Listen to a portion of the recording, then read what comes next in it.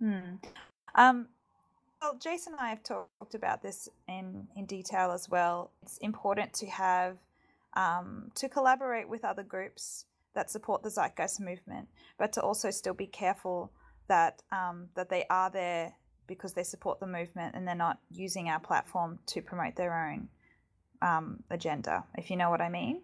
So there's a very fine line between those two things, and we need to be very careful with that. I've had a few times in the past where I've invited someone along and then realized that they were talking about something that actually doesn't even connect with our ideals at all. But one of them might, like, they might support permaculture and talk about that, but then they start talking about voting for the Greens or something like that, and you just want to cringe. so it's very important that even if we do collaborate with other groups, that they do understand what we're about as well. So I'm very mindful of that in our presenters that we get, especially for Z-Day Global. I think for any of you guys who are just planning a Z-Day in your local chapter and so forth, I think it's a great opportunity to collaborate with other groups and get them to learn about the values of the Zeitgeist movement, but to also just be mindful that you want to give the stage to people that actually are going to promote our values and not kind of like, what's the word? Kind of make it confusing. Personal agenda. Yeah. Like, you don't want. So imagine someone comes along, right? They don't know what the Zeitgeist Movement is, and they don't know anything, but they're just interested, right? And they come along and they see a presenter at Z-Day, and then they talk about something that seems to contradict what we stand for. So you just have to be really careful with that. And I've made that mistake. And I'm really trying to avoid that this time. So as much as I'm happy to get local groups along, they need to be kind of working with me already. So I would be more open to having a local presenter or, an Australian presenter, like my friend Michael, who's one of the Adelaide coordinators as well, who is going to present as well. But they really do know what the Zeitgeist Movement is, and they really do support us and not just the use of our platform. Know exactly what you mean. 100% agree. It's a very important point that you highlight this out. Yeah, it does take time. And to, it takes time, what I was going to say, to do that as well. So that's another huge part of the process. It's not just finding the presenters and organizing the flights and so forth, but it's actually, the discussion to see if they really are appropriate. And so Mike and Uvi from the Future Thinkers podcast, for example, I asked them if they understood the Zeitgeist Movement, if they knew what it was about and everything. And they said, yes, but we're going to rewatch the films. And they did that. And then they spoke to me about what they're going to present. And so to me, that was good, that they are in support of what we do, and they are, and we're in support of what they do, or at least I am, because I'm across it.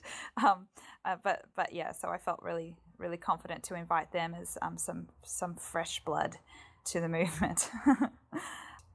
Yes, the other question you had, Lawrence, was about Perry Gruber and Copiosis, and I'm working very closely with him to make sure that his presentation would be in line with the Zeitgeist Movement values, and that I understand there was a bit of contention with his presentation.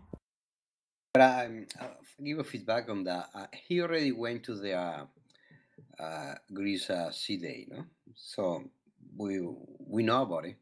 So why again next Z-Day, no? So I don't know. Is something new, or it's different project, or it's gonna be the same, or so I don't know.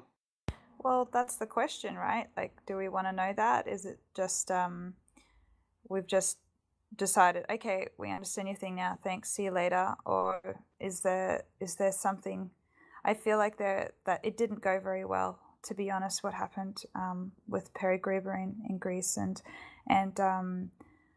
that's why I'm not, like, we haven't paid for his flights or anything. It's not decided, but I am talking to him. I'm Skyping with him, and we've organized a meeting for later on to talk about what he would present on, and actually see if I'm not ready to let go of him because I think that that he does actually offer something different and interesting, and I think that he really does support us, but he just he might not communicate that very well.